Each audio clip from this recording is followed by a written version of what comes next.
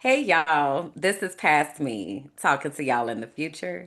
I pre-recorded these episodes because I've been needing a break. If you have been watching The Frolicking Truth, you heard me talking about this, and we have been fastly approaching this time.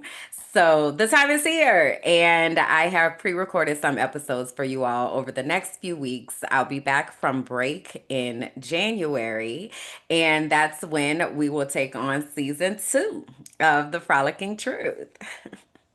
So until then, please do enjoy these pre-recorded episodes. I am creating them with intention, so they are following along the path of what we have been talking about. But as far as like right now updates, that's not happening. You'll have to go holler at me in the archive. So if you are wanting to have access that is not pre-recorded and you are wanting to know what is happening in full time and have the opportunity to be a part of the archive, to be a keeper in the archive, and to experience the different collections that we have, I invite you to go to patreon.com/minding my black ass business.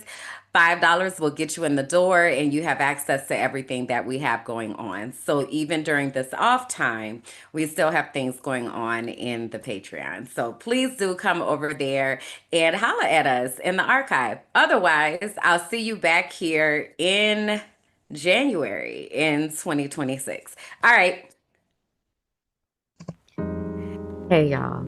I'm Kimberlyn, and this is The Frolicking Truth, a soft space for Black women who are tired, brilliant, and ready to heal. Here, joy meets justice. We calm our Black ass nervous systems, we unmask, and we leave behind whatever that is trying to kill us. You're seen here, you're safe here, and you don't have to do this alone.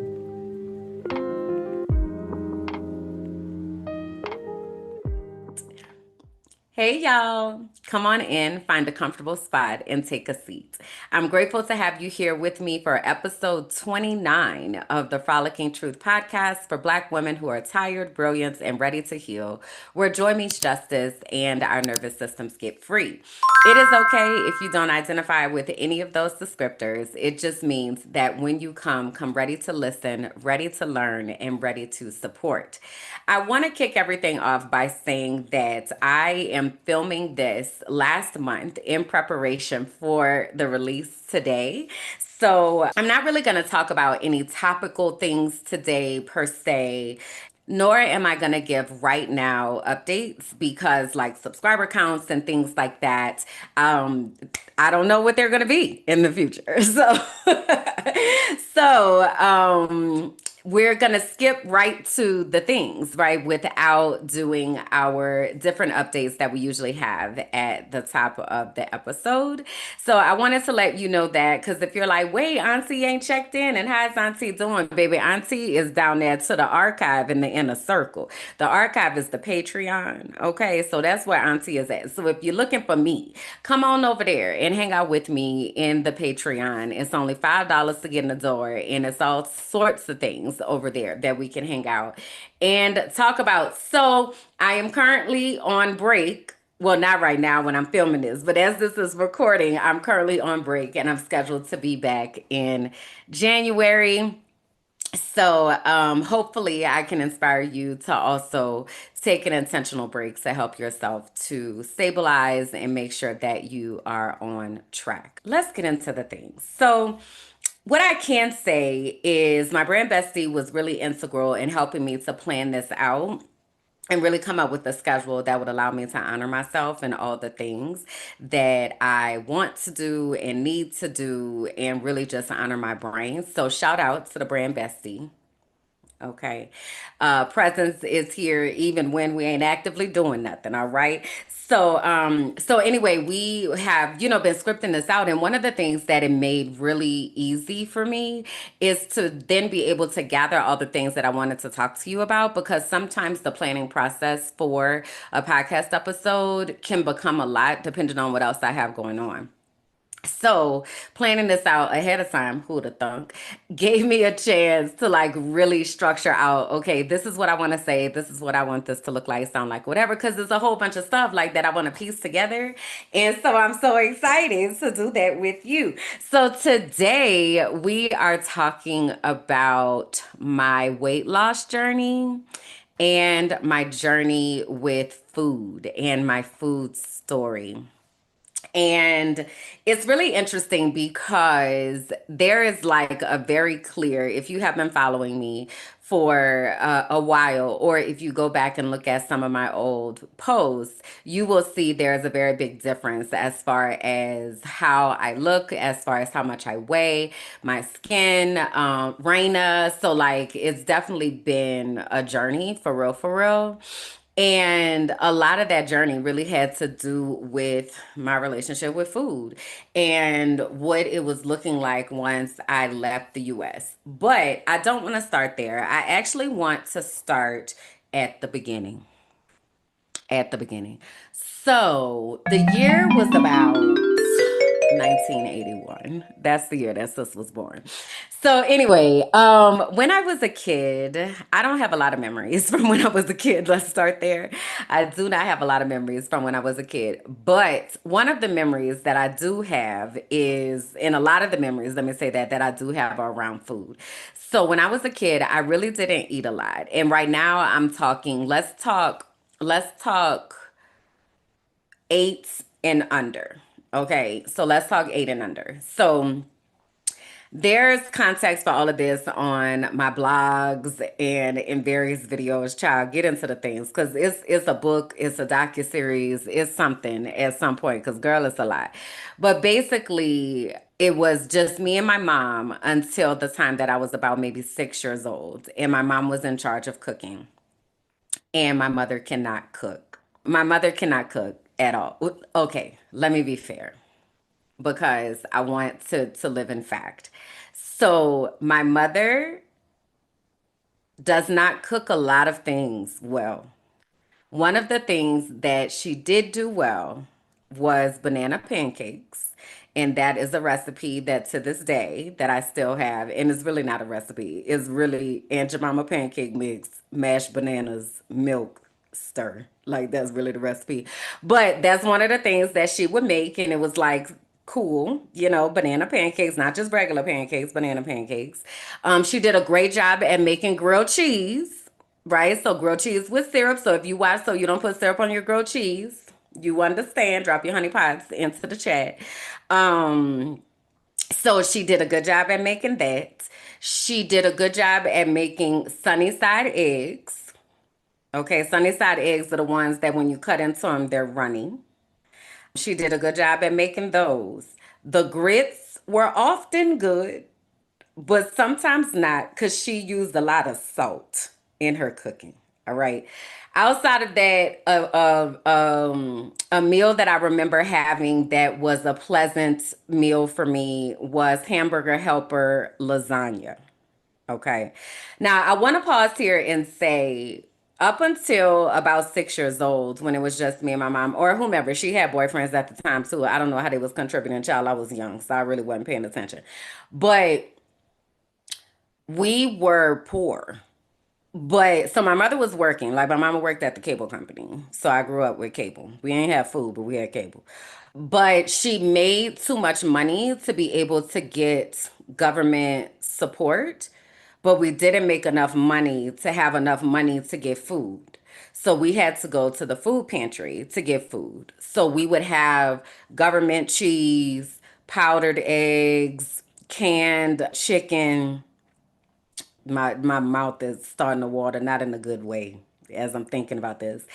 So anyway, those meals that she was making in her defense, it was government food, and government food is not good. It's not good food at all. It is very much processed and very much unhealthy. So a lot of our food during that time was coming from the food pantry. So in the month, hence grilled cheese, right? They laughing in the comments because I said we ain't have food, but we had cable. We had cable. I had cable my entire life. My entire life. Food. We don't know.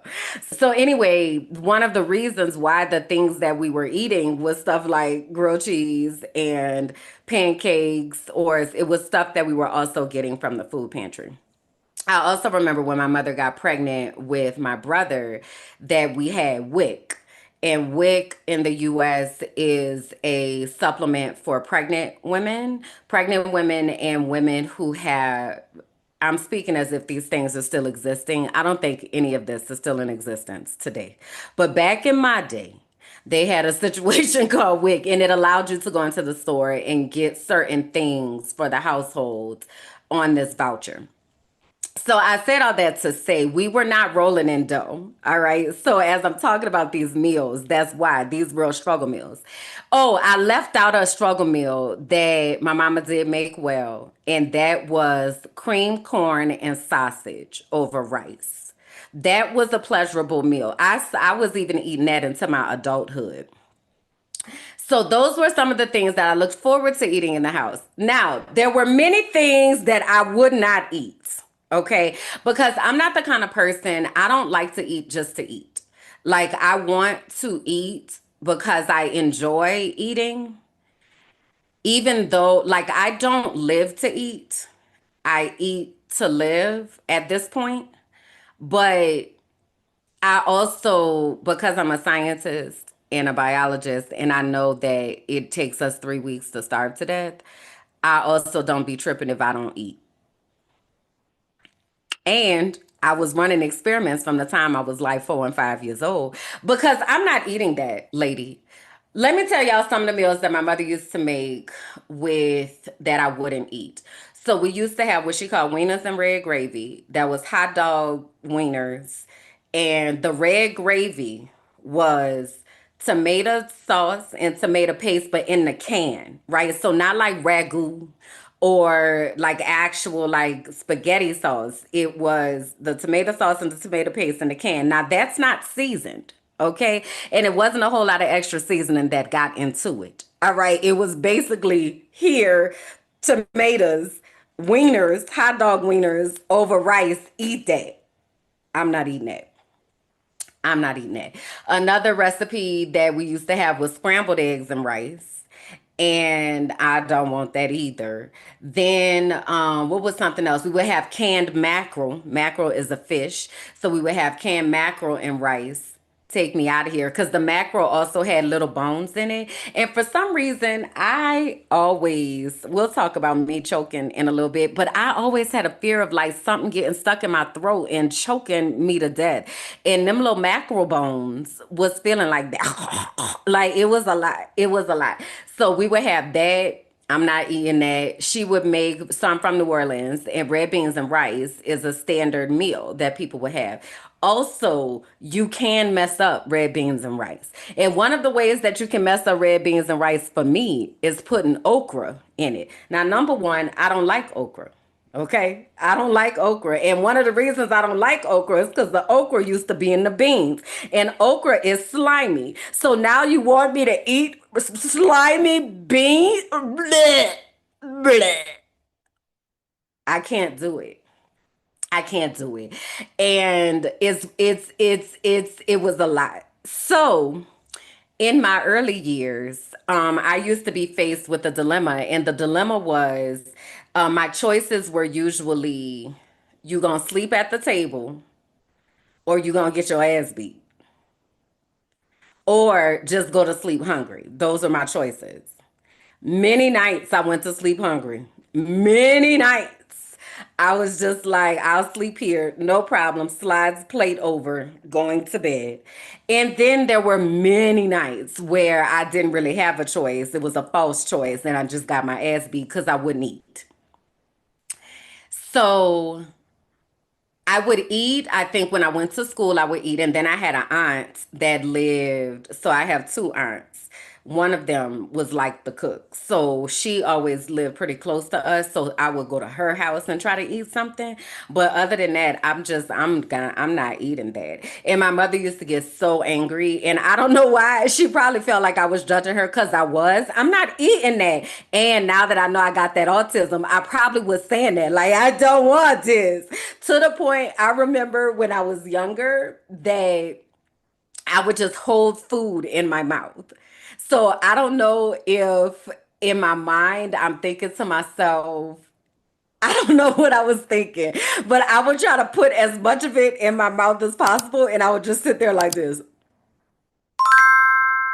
And she would be like, "Eat your food, Cam. Eat your food." And then I would just be like, bleh, and just let it all come out.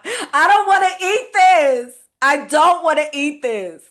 So, yeah, the comments say, I love this Indian okra recipe with yogurt. But yeah, if they overcook it, it becomes slimy. I don't want it. You understand? I don't want it. And so I stayed in a lot of trouble when I was in my early years because I wouldn't eat. And I know, I guess my mother was concerned for my health. I don't know, but I'm not eating that. So then about 6 years old, my stepdad came along, who I call my dad. And I want to say he took over cooking probably when we moved to the new house. So we moved to our new house and when I was 8. So now my brother is here, it's family of 4, and my dad started cooking. Let me tell you something about my dad. That man can cook. You hear me? That man can cook down. So my dad is a chef. My dad is a lot of things, come to find out, that I found out in my adult years. But he took over the cooking. And when I'm talking about night and day difference. Okay. People used to come from miles around to eat when my daddy was cooking. Okay. So he just made everything wonderfully. And it's interesting because we didn't have a relationship while I was in the house, like while I was growing up. We didn't develop a relationship until I went away to college and moved away.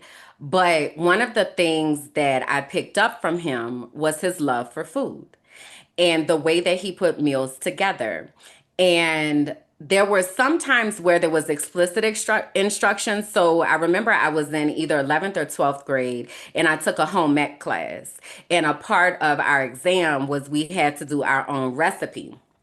So I had talked to my dad and I was like, I need a recipe for a home ec class. And he gave me the recipe for his fried rice and his sweet and sour chicken. Baby, I walked up in that school. I was in there shoving it up. You understand me? I was shoving it up in there. It was so good. Like everything I made the sweet and sour sauce from scratch. I couldn't even tell you what the recipe is today. I don't have it. But from scratch had made that. Okay. So my dad, I remember he used to have this cookbook by Brennan's, and Brennan's is a famous restaurant in New Orleans. And he would get in that cookbook, baby, and be like, oh, yeah, this is what we having tonight. So basically, what I'm telling you is, I went from a life where I was like, I just can't eat nothing. I'll starve to death. I don't care. To a life where I was at a restaurant. Like, it was mad crazy. So, my childhood, like living at home, once my dad took over cooking, it was really customized. So, for instance, my brother didn't eat eggs. So when my dad would make breakfast, let's say he was making omelets, instead of my brother having omelet, my brother would have pancakes. Or if my mother was fasting for church, she might have a gourmet salad. And I'm not talking stuff just thrown together. I'm talking eggs sliced with precision, laid out like a fan, drizzled in a beautiful dressing. Like this man took time. This comment says, LOL, I think your mom just didn't know how to cook and didn't want to learn either. 1000% accurate. What she didn't care to know how.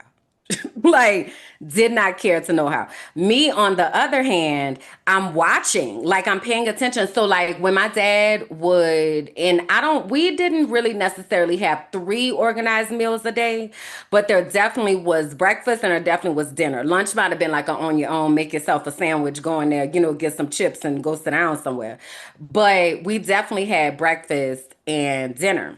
But that dinner experience, all you had to do was come and sit down at the table. That was it. You didn't have to, oh, I forgot the sauce. Oh, I need the dressing. I need the hot sauce. Everything that you might need is right there on the table for you. All you have to do is sit down and enjoy. It was phenomenal. So everything that I learned about cooking, I learned from my dad. And it is something that I hold so dear to me because he would say things like, Kim, people eat with their eyes, so you have to make sure that you presenting it right, because people eat with their eyes. And I remember when I had moved to Tampa and I finally wound up buying my house and all that kind of stuff. And then my dad would come and visit and then I would cook for him and he'd be like, okay, okay, I get to sit down. Okay, okay. It was the best. So I had like both worlds. I had this world where it was like, I'm not eating that. And then to this world of like, oh my gosh, like there is not just that there is food, but also the food is good. So by the time I went off to college, I had a meal plan. I went to college on a full scholarship, so I had a meal plan. But my dad also had like would come as they would get me set up and stuff, and take me to Sam's and make sure I had chicken breasts in my little mini freezer so that I could make me. I survived. I did not eat ramen when I don't like ramen. Especially not ramen that coming in packs. Fun fact: when I was a kid, we used to eat those like it was chips. So we would just shake it up. You put the seasoning pack and you just shake it up and crunch up the noodles and then we would eat it. That definitely wasn't good. I'm talking about probably. That definitely wasn't good. But that was the only interaction that I really had with ramen. I didn't even know that ramen was soup until my brother was making ramen. I had come home, I want to say from college, or maybe I was in high school, and my brother was making ramen and it stunk. And I was like, what is that smell? And he was like, I'm making ramen. And I'm like, what? So then he's like, put his seasoning packet in. And I was like, no way, that's soup. I didn't even know. Okay. So I said all that to say I survived in college, especially when I was pledging, because during the pledging process, you don't really go to the cafeteria a lot. And for me, if it's sleep or if it's eating, I'm going to sleep. It takes me 3 weeks to starve to death. I want y'all to know that's going to be the theme of everything. So anyway, when my brother had made the ramen, I was like, I do not like this. So I survived on mac and cheese, Easy Mac. That's what I would have in my room.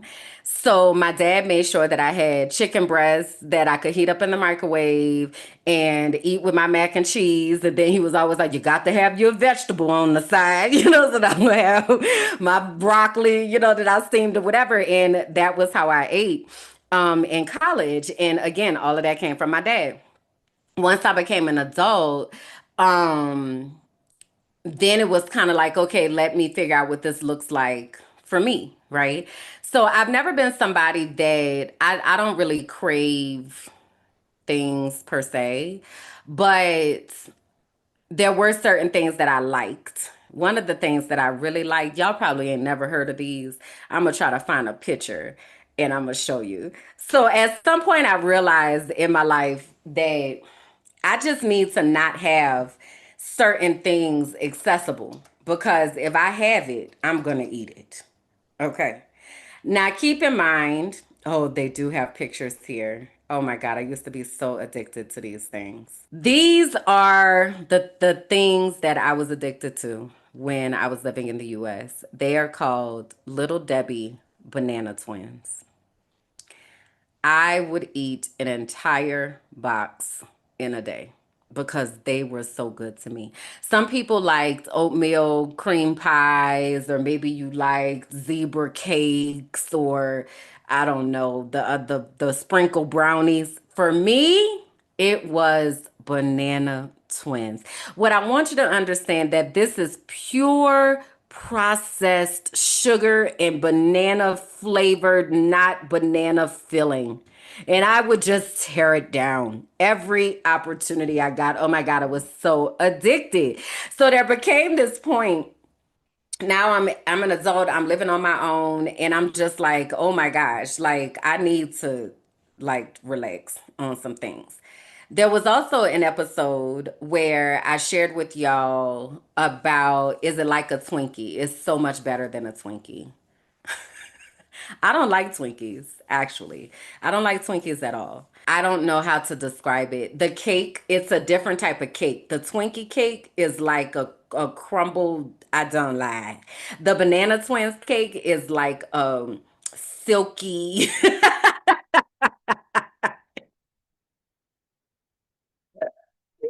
I don't know how to describe it, but it was a thing. But anyway, okay, so I'm in adult life now, and I had told y'all I had an episode a couple weeks ago when I was talking about when I was in an abusive relationship, and I was sharing just a little bit about that time.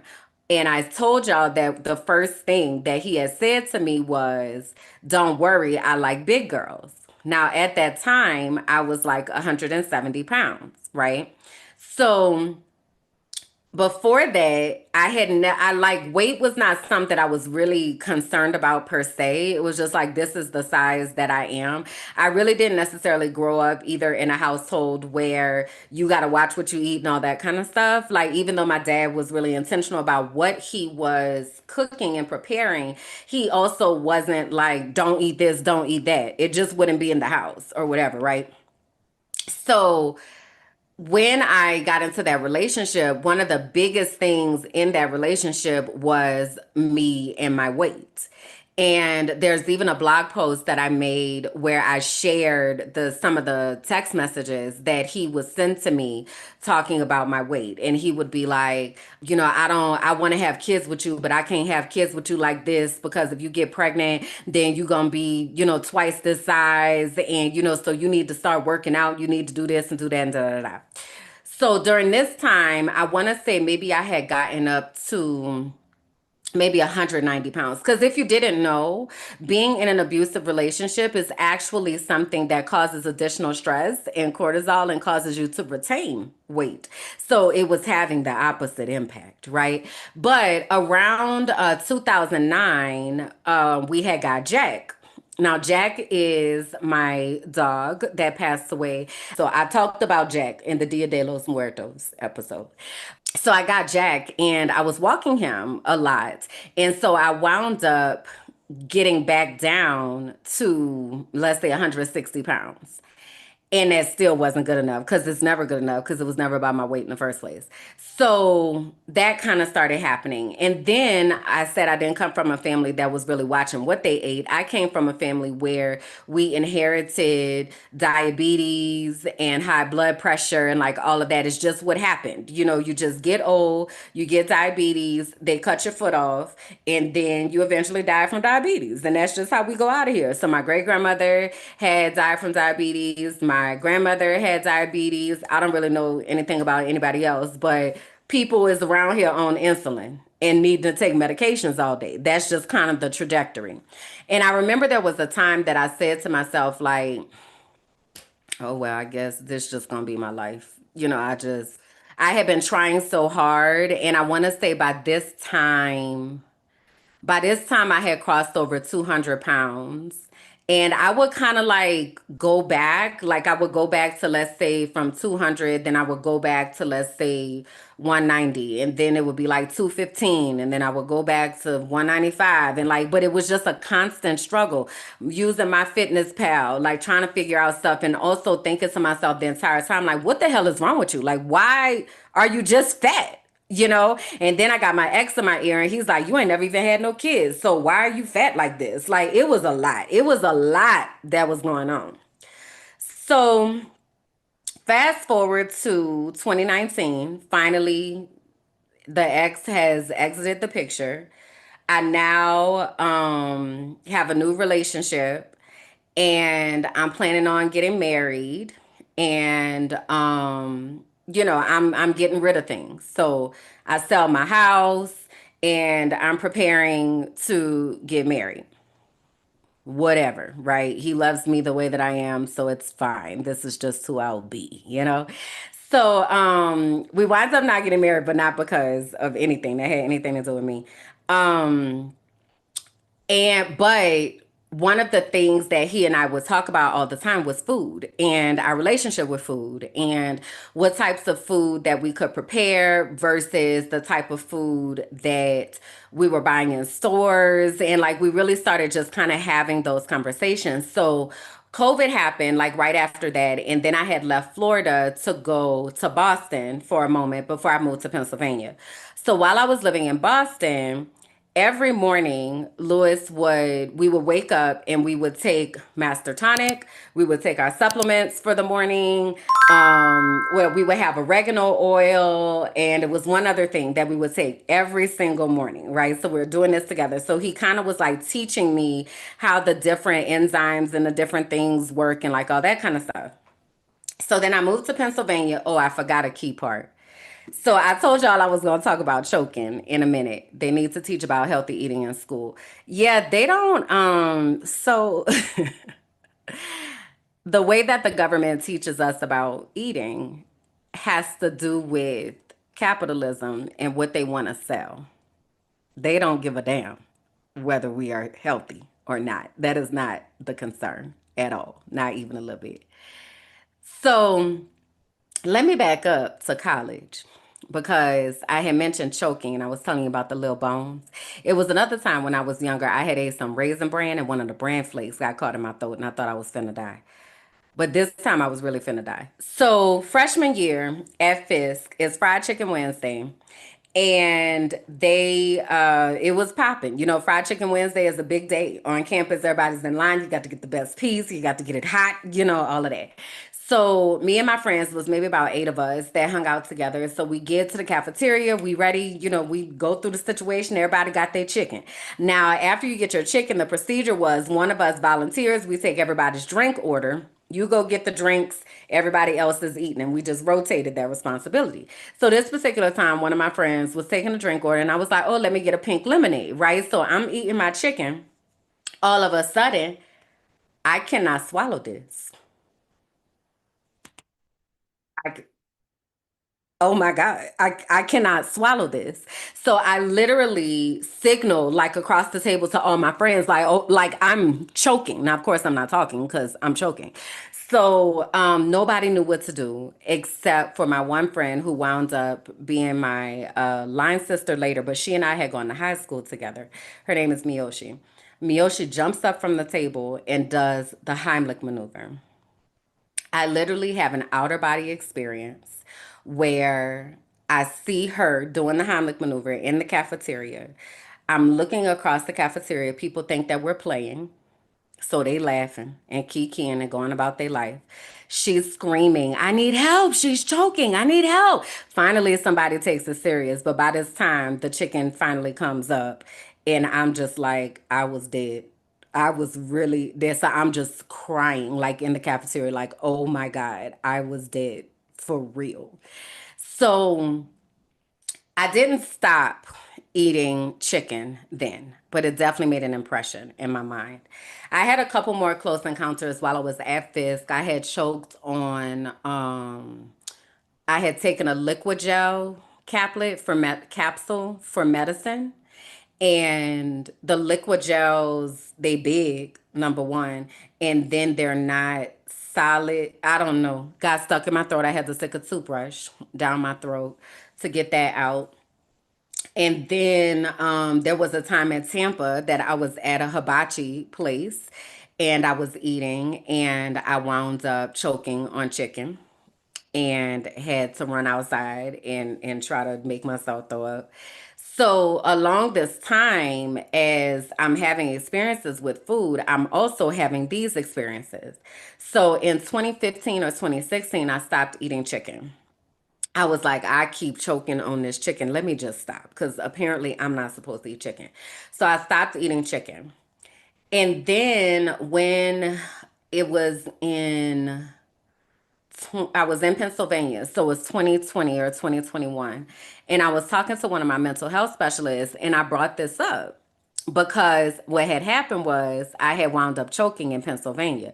So remember, in Pennsylvania, I'm living by myself. I'm living in Harrisburg. I have this 3-story loft that I'm living in, right?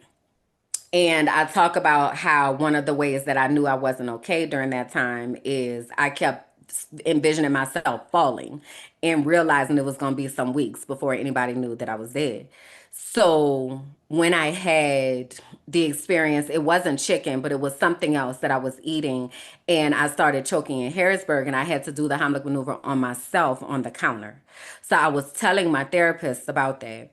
And she was like, I think that it's not necessarily what you are eating as far as like chicken or beef or da da whatever. She was like, I think you really need to pay attention to the energy of what you are eating. Now, it was interesting because this is the same therapist that used to always tell me to go buy plants, and I used to be like, girl, I used to be like, girl, I can't take care of no plant. I don't know how to grow no plant. She used to be like, you need to go get a plant. You need to go hug a tree. Like she used to be telling me this all the time, black lady. And I used to be like, okay, girl, whatever you say. Tusha said, I choked on a polo mint. It was so scary. I was trying to make myself spit it out. So imagine I've had about 10 to 15 of those experiences. It was another time I was in the Hard Rock Cafe, and not the Hard Rock Cafe, the Hard Rock Casino in the buffet, and I was eating crab legs. That got stuck in my throat, and the bathroom was so far that I thought I was going to fall out from trying to catch my breath before I got to the bathroom. It's terrifying. If you have never choked, please chew your food a little more slower so you don't have to experience that, and pay attention, because what my therapist was saying, she was like, I want you to think about what happens. And let me pause here too. I know that ADHD is kicking in, but also pay attention. But let me pause here and give this disclaimer. I'm not trying to influence anybody's food choices. Okay, you eat what you eat. I am telling you about my experiences and what happened to me. Okay, so what she said to me was, I think you need to pay attention to the energy that the food that you're eating is giving to your body, because you are, she said, imagine when an animal, she was like, an animal, especially if it is a farm raised animal, they are very aware that they are there to die. Like they're aware that they're not about to be frolicking in some fields somewhere, just kicking their feet footloose and fancy free. They are very aware that they are there to die. So those animals are under stress. And then they go and slaughter that animal. That animal releases stress hormones, and then we eat it, talking about the heat gonna kill it. And she was like, animals can have cancer and they don't care. They're still gonna package it. Like we gotta understand that. So she kind of started planting these seeds in my mind about what is happening, because my body is clearly rejecting certain things. So like, what is going on with this food?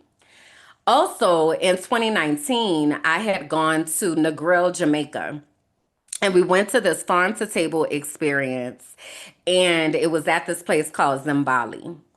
And the food that we had there, it was not a lot of food.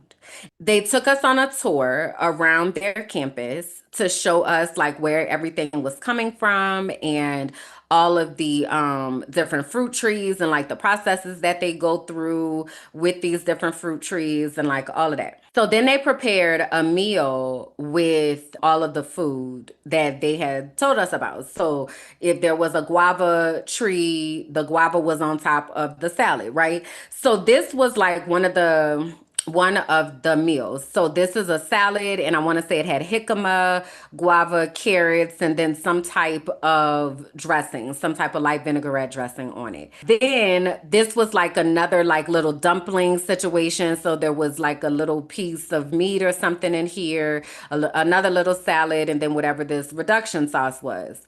This was the actual dinner. So this is fish, escoviche, And then there is onions, a piece of star fruit, okra, and then there's like this vinegar sauce or something that this was in, that the star fruit and the onions had been soaked in.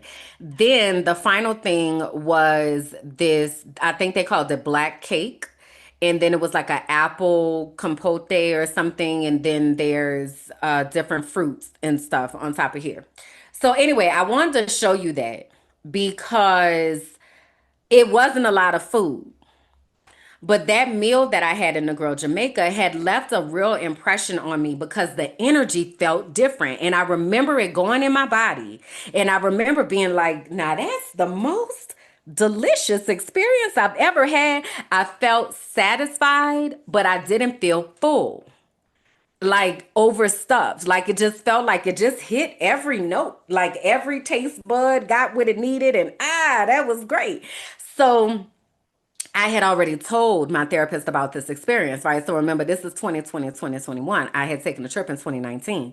So she brings that back up and she's like, you remember how when you told me about the farm to table experience in Jamaica and you were telling me how that energy felt different in your body? She was like, I think you really need to pay attention to how food is feeling in your body. And when your body is rejecting something, then you honor that. Okay. All right, cool. Now, fast forward 2021. I done left the US. Okay. I done had all of this toxicity in Pennsylvania working with the Department of Education. I done made my decision to leave the US. So I get to Mexico and I do a live because I want y'all to notice a couple things. I want you to notice how I look. And I want you to notice what I am saying. What you say, I could never be a farmer or have to kill my meals. So I do that's just a hard line for me. Like I'm not about to be slaughtering no animals.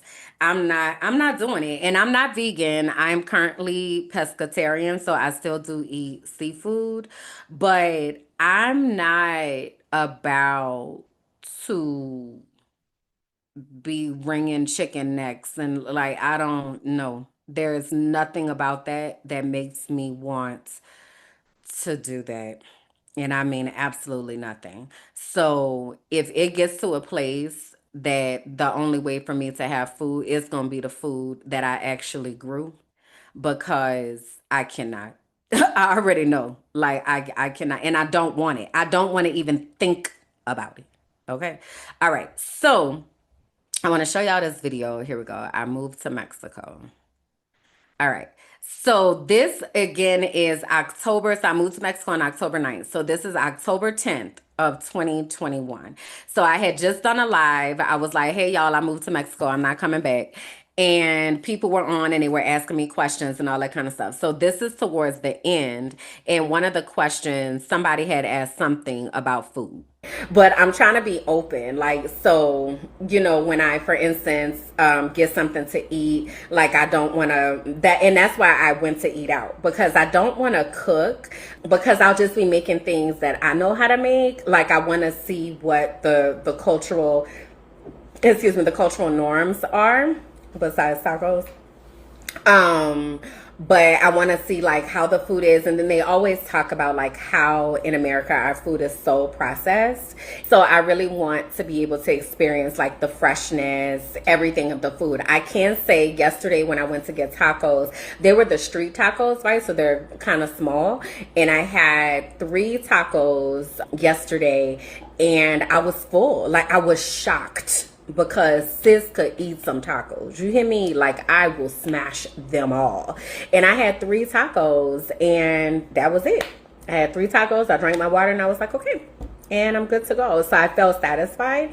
So that's why I want to like really see what the food situation is like. Honey, COVID got your girl. Okay. So talking about like 2019 and like all the craziness that was happening into 2020 and COVID into 2021. Y'all, it's October. Okay. Glad that I have a lot of walking that I need to do and some different food options. So That's going to be really good. See what that looks like and sounds like. So I'm going to pause it there. But as you can see, I, first of all, y'all see baby Raina. Raina was such a little girl. She was a little teeny weeny baby. But y'all can see like my face is so much bigger. At this time, I was wearing like a 2X. And I really had just said to myself, like I said, like, girl, this done got away from you, huh, sis? Well, I guess this is it, right? Now I want to go back and show y'all one other person that was really instrumental that came back up when I was in Playa. So I used to have a talk show. I used to have a talk show on a network called Beautiful Brown Girls. And I was with Beautiful Brown Girls for almost 6 years. I think it was 6 years. And while I was with Beautiful Brown Girls, I had an opportunity to meet so many phenomenal Black women, brown women who were doing incredible things in this world. And one of the women that I had a chance to meet is Nzinga Onewusan. And Nzinga is the founder of Yes Baby, I Like It Raw. So we had her on in April of 2021 and we were talking about food. Now, Nzinga is a model. She is a scientist. She is a yoga and wellness instructor and aficionado. Like she has a lot of different things that she does. And the interview is really, really interesting. You can find it on YouTube. I'll put the link into the chat because one of the things that we talked about were different cravings that we might have and what those cravings are linked to. Listen into what Nzinga says. Our eating habits can be related to our emotions, right? Mm-hmm. And so Mm-hmm. sometimes our cravings are indicators of things that are going on, not just from a nutritional need. You know, if you eat a lot of ice, holistically, we know Mm-hmm. that that means you Anemic. might be anemic. You know, if you Mm-hmm. crave a lot of chocolate, you may need some magnesium. In the case of the holistic perspective of you and cravings, sugar, that craving can be an indicator that you're not giving enough love or getting enough love, or you're giving out too much love, which is the same thing, right? Really? So I'm going to kind of go down the list. So the craving for sugar from a holistic perspective can be an indicator that you're giving out too much love or not receiving enough love, which is the same Mm-hmm. thing, right? Mm-hmm. Is what you're putting out in the world equivalent to what you need for Getting yourself? That back. whole cup filling Yeah. kind of idea. Right. And the challenge is, I like to use myself as an example. Sugar is one of my number one cravings, and that's because I have a large mother gap. My mother can't Mm-hmm. show up for Mm-hmm. me in the way that I need. And so, although I might have a healthy romantic relationship, I might have healthy friendships, I'm doing my self care to accommodate for the work that I do as a holistic practitioner. There's no one who can fill in that familial gap. And a lot of us have these Yeah. strong cravings for sugar because we're trying to make up for the love that our parents are incapable of giving us. Wow. Can we just pause right there for a moment now? So I'm going to pause it there as well. And then this is what the other connections that she made. So she talked about sugar being a love deficiency. She talked about crunchy foods being something that we crave when we are stressed. She also mentioned creamy foods are something that we crave when we need to be nurtured. Chewy foods are foods that we crave when we need to release tension. And bread is a food that we crave when we have personal insecurities and dissatisfaction. So, Nzinga and I had that conversation in April of 2021. October of 2021, I moved to Mexico. And Zinga reaches out and she's like, hey, I'm doing this raw vegan fast. And it wasn't a fast, a raw vegan cleanse.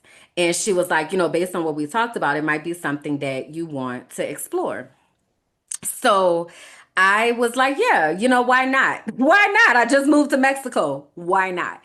So I do the raw vegan cleanse, and it was 3 weeks. And like the first week you just like replace breakfast, and the second week you replace breakfast and lunch, and then the third week you do all of your meals raw vegan or whatever.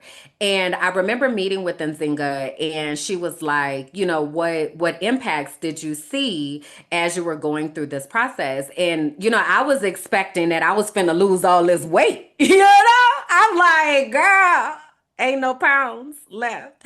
But what I did experience was mental clarity. And I remember telling her, I was like, one, I see that my poop does not stink. And then two, I feel clear. Like I feel like I can think clear, and like I feel this mental clarity. And she was like, yeah, so that's interesting because that's what your body needed out of this. So she was like, basically follow that. Well, I didn't. I didn't really follow that. So I continued, gallivanting around Mexico.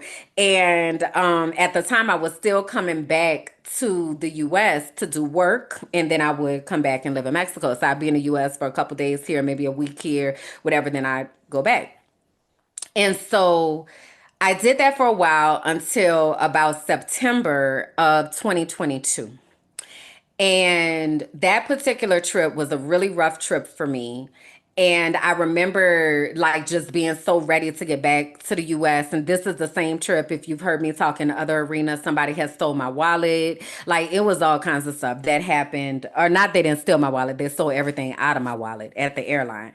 So I was just ready to get back. And customarily when I would get back, I'm living in Mexico City, I would get tacos El Pastor, and then I would get a bottle of Moscato. So I have my customary meal. I come back and I'm like, girl, you made it back, sis, girl. Have your tacos, have your wine. And I woke up that next day and I went to the bathroom and I said, I don't ever want to smell or experience this again in my life. I'm done. I don't want to do this.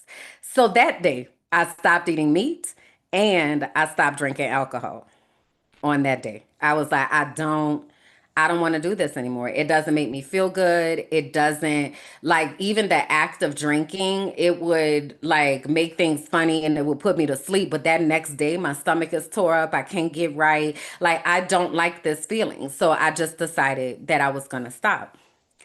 And then I entered this phase where I had a conversation with myself and I was like, listen, you're gonna have to figure out how to love you, boo. Like you gonna have to figure out how to love yourself, how to be here for yourself, how to honor yourself, girl. You're gonna have to figure it out. And I ran down the Lizzo rabbit hole. Now, if you're not familiar with Lizzo, Lizzo is a pop artist and a flautist and entertainer, global entertainer, but she's based out of the US. And Lizzo had released an album called Special. And it, I guess, came up in one of my playlists or something, but I started listening to the song, It's About Damn Time. Okay.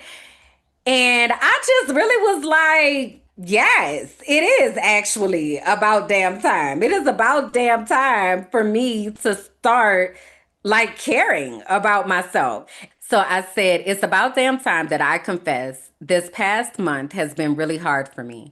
On my way back here to Mexico, someone in the States stole all my credit debit cards and my license. They even took my laundromat card. I've never had anything stolen from me before, so that was a lot to process. Not to mention all the hoops you have to jump through to get new cards. But the added layer, just for me, is I live in Mexico and mail isn't really a thing here. So, anyway, it's been stressful. To top it off, I've been grieving some losses of relationships that I can't even explain why they dissipated. It's taken a toll. It's changed me. I'm not the Kimberland I used to be. Tonight, I decided I wanted to shift my energy and release those negative feelings that have been plaguing me. Okay. So then I said, let me get on these people internet and do a little dance, because after I did the first dance, people were in the comments and they were like, "Oh my God, you're so brave. Like you're so this and so that." And I just said, "You know what? I don't care. Like I'm about to get on here with my flabby stomach and I don't care because I have to figure out how to love me. And if y'all don't like it, just unfollow. Like I don't care." So I said, somebody said y'all wanted an encore. Well, here I am to give it to you. I'm curating my bad bitch dance party playlist, and this one has definitely made the cut. Turn up the music, turn down the lights. I've got a feeling we're gonna be all right. Dance with me. So I went through this era where I was just on the internet dancing in my drawers. Here's another one. This is Lizzo, You're Special. I said, this song chose me tonight. Lizzo Be Eating has those self empowerment bangers. So, truth is, I've received some interesting comments about my latest videos because I'm quote unquote so brave to be dancing on this here internet because insert backhanded compliment. But this is the thing. You have no idea how many great ideas I've had about different content I could make to help people. But then I don't do it because I say to myself that my hair isn't combed, or I don't have on any makeup, or I feel fat, or I don't feel like putting on pants. The struggle right here is real. Well, the other day when I was praying about why I can't seem to get out of this rut, God told me to show up as me. Just plain old me. No cute outfit, no contacts, no makeup, just me. So I literally was just bouncing around the living room, learning how to love myself, learning how to care, learning how to not give a F about all the other things that people would say. But yeah, so I really was just like, I'm doing this for me. Like I'm doing this for me. So a big part in that was me being able to just accept like this is who I am. This is how I'm showing up. And if you don't like it, man, scroll away or bye. You know?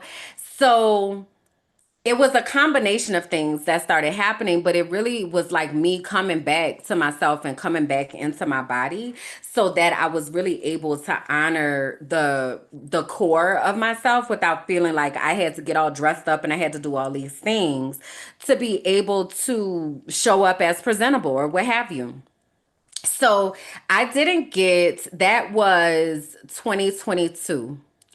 I did not get on a scale until July of 2023 when I was in St. Martin for Beautiful Brown Girls.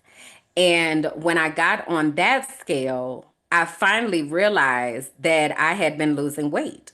I really hadn't been tracking it like that. Like I really was just trying not to worry about it. And because I wasn't having to go into nobody's office or anything like that, like I'm wearing leggings and t-shirts every day. Like I don't know, how much I weigh or I don't weigh. I had gone into a couple stores and I had tried on different things, and then I would just kind of attribute it to like, oh, their sizes must be off, if the size wasn't the size that I usually had. So it wasn't until I got to St. Martin that I realized, wait a minute, nah, I think we're losing weight here, and let me actually see how much I weigh. So the caption for this video says October 2021, I left the US for Mexico. I weighed 225 pounds. I'm only 5'3", so yeah, it was a lot. I've changed a bit, like I no longer eat meat or drink alcohol. But other than that, sis did no exercising besides dancing when the music hit me. Last week in St. Martin, there was a scale in my room. The last time I stepped on the scale was when I was in the States.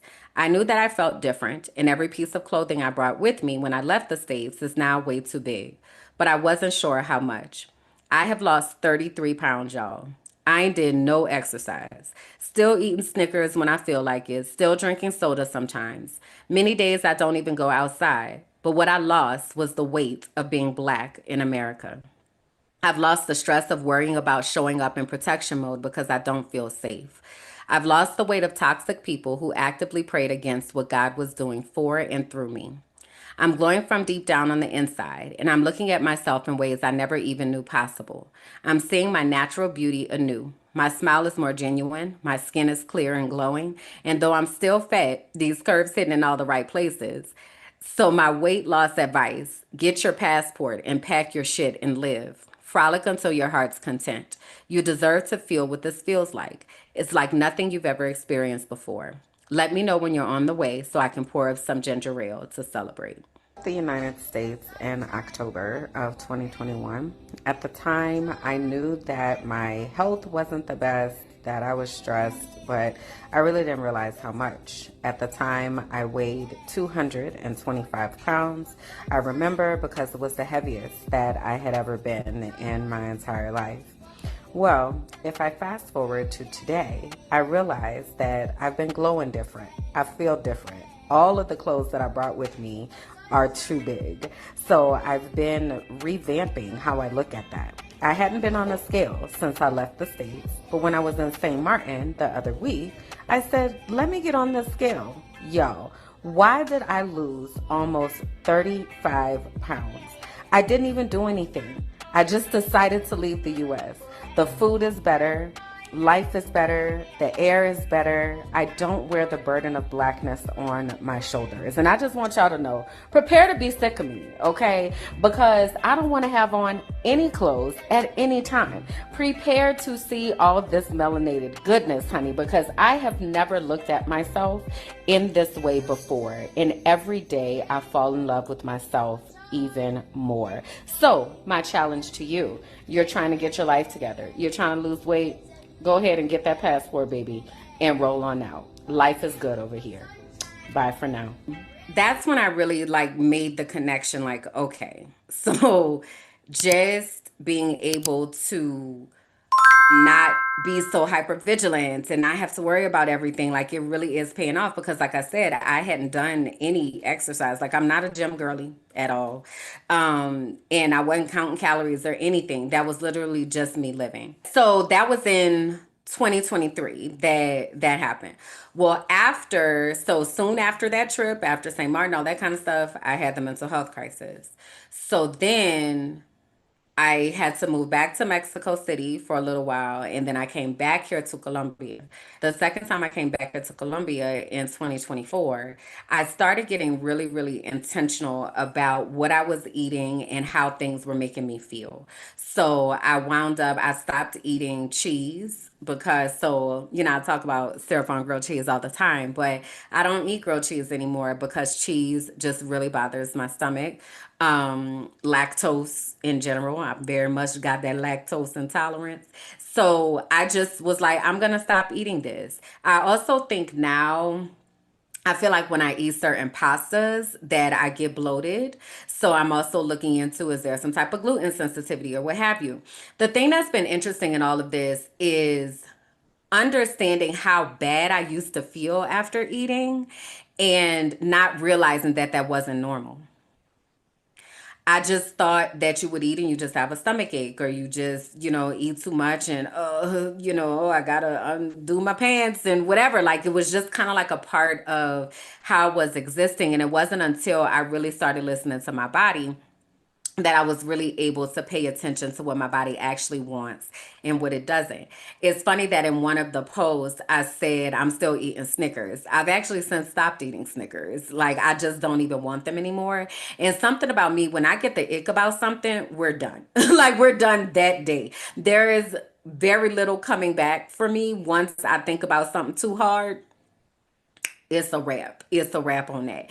So that's what happened with cheese. It's kind of in the process of happening with eggs. So I'm trying to ride eggs out because eggs are just baby chickens. So I'm trying to ride it out as long as I can because it is a source of protein. But once I get to thinking about something too much, we're done.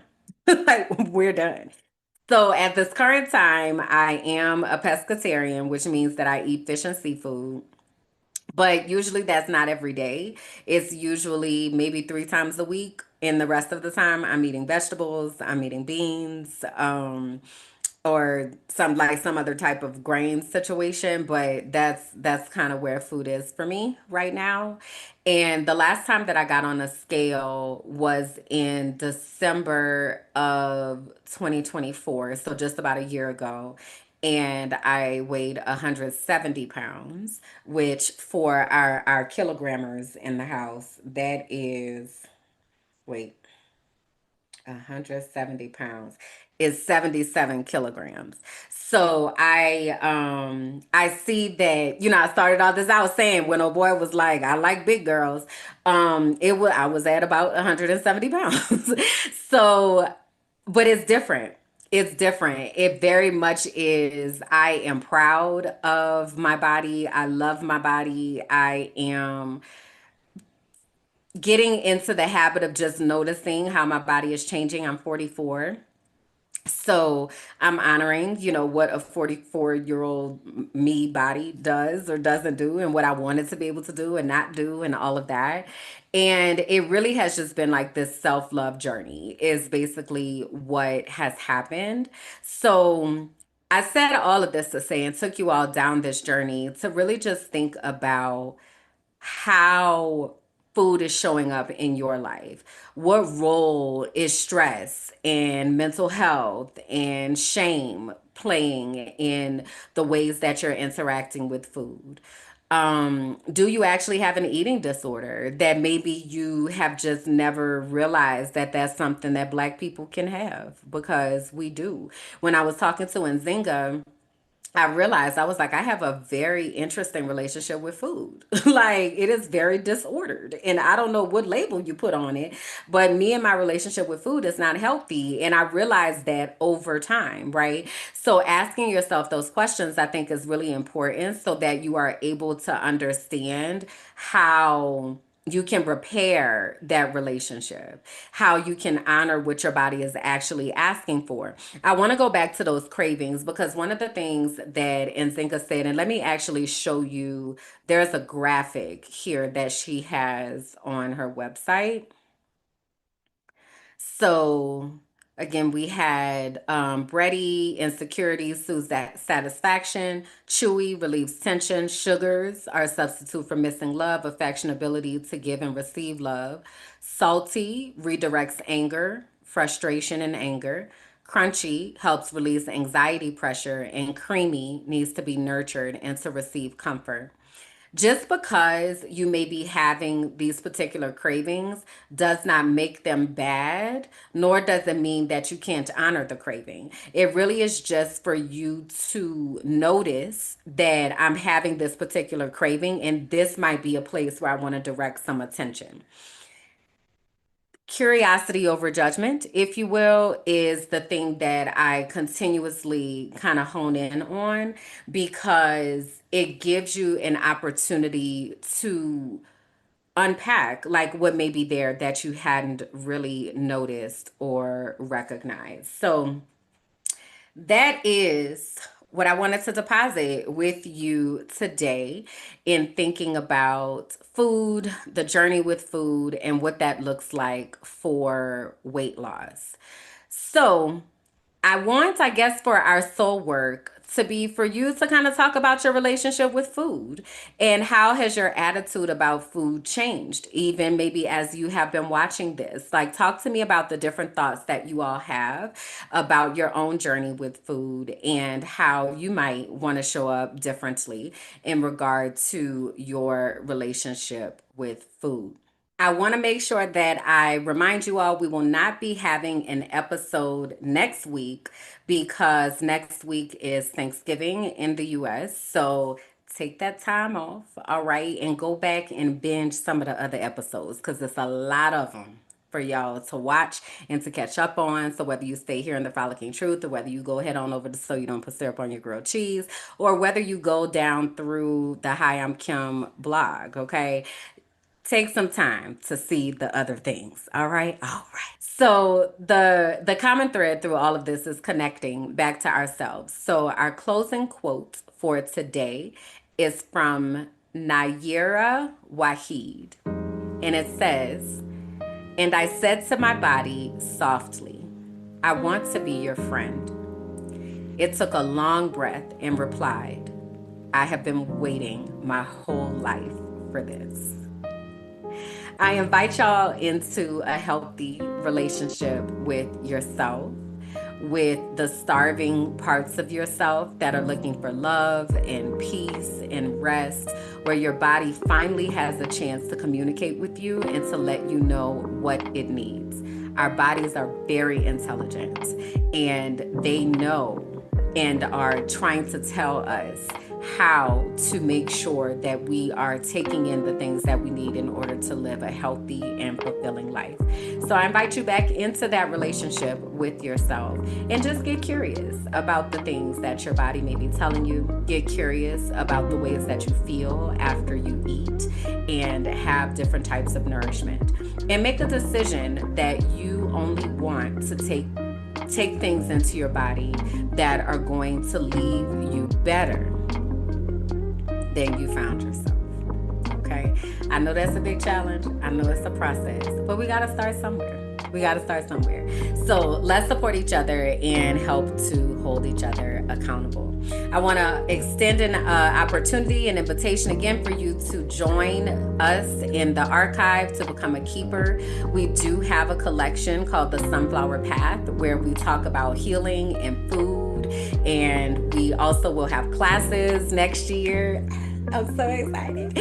We're going to have classes next year to start thinking about how we can have more holistic living and really honor natural ingredients and things of that nature. So if that sounds like something that you want to be a part of, please go to patreon.com/mindingmybblackassbusiness and join us in the archive. All right. All right, y'all. That's it. That's all that we have for today. Bye.